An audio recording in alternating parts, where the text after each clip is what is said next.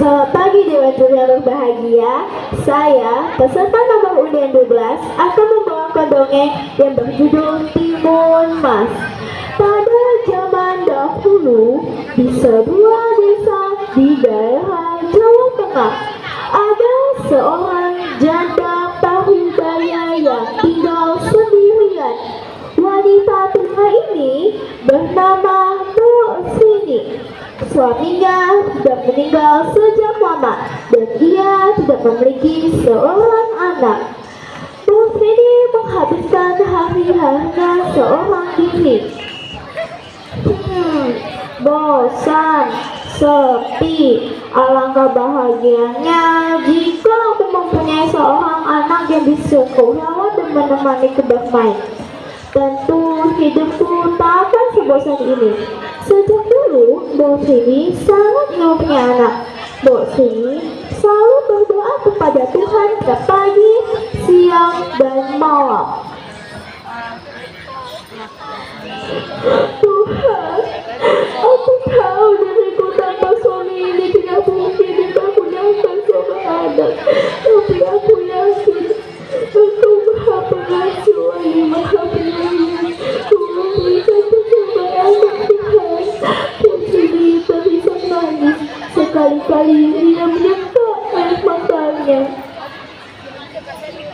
Lalu pada suatu malam, Bu Sini memimpikan sosok raksasa yang menyuruhnya mengambil sebuah bungkusan kecil di bawah pohon besar di hutan tempat biasanya ia mencari kayu bakar.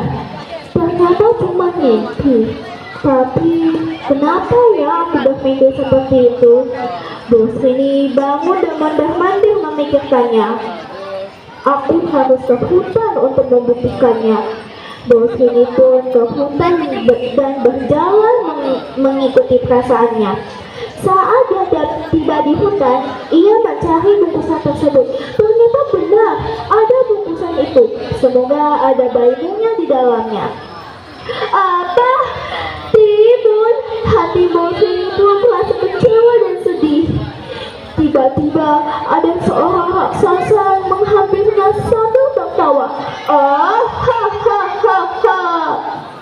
Apa maksudmu berikanku sebutir biji timun? Teriak Bu Sini sambil memperhatikan raksasa tersebut.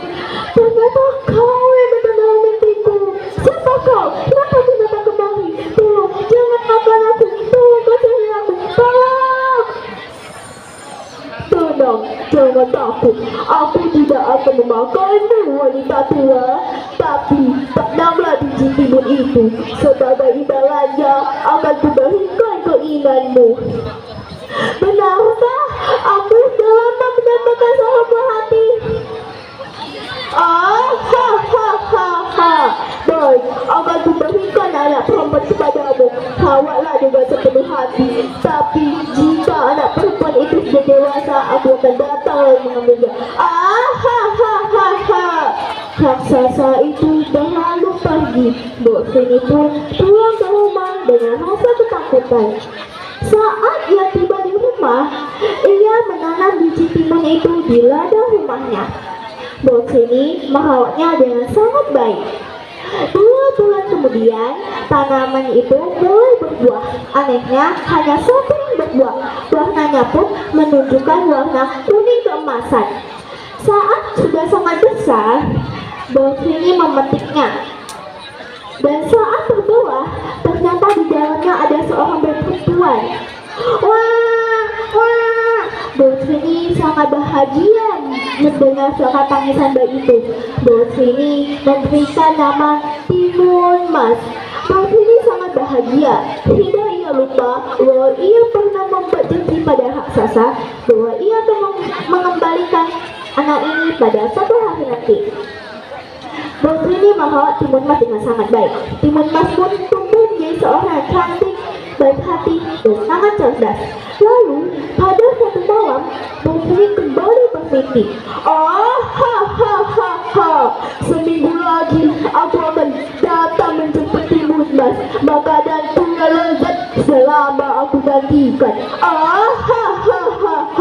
Bu Sini terbangun dan ketakutan. ketakutan.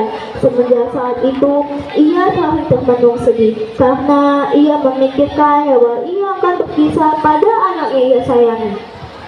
Ternyata Timun Mas selalu memperhatikan ibunya yang menangis. "Ibu, kenapa akhir-akhir ini ibu seringkali menangis?" Awalnya, bos ini tidak ingin bercerita pada anaknya.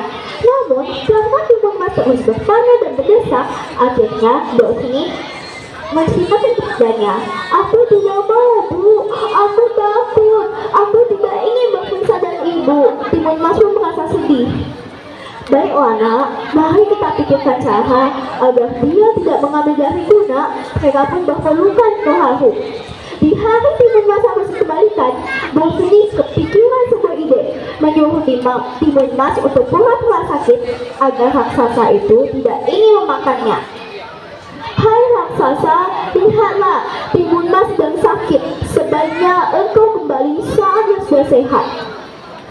"Baiklah, aku pastikan akan kembali," kata raksasa. Lalu pada suatu hari, bos ini bertemu dengan seorang petapa gunung, teman suaminya yang sudah meninggal. Bos ini pun menceritakan kisahnya pada petapa tersebut. Petapa tersebut memberikan 4 bungkusan kecil dan menyuruh bos ini memberikan bungkusan-bungkusan ini pada anaknya jika raksasa itu mengejarnya. Bos ini pun pulang dan merasa sedikit lega. Setidaknya ia sudah memiliki rencana.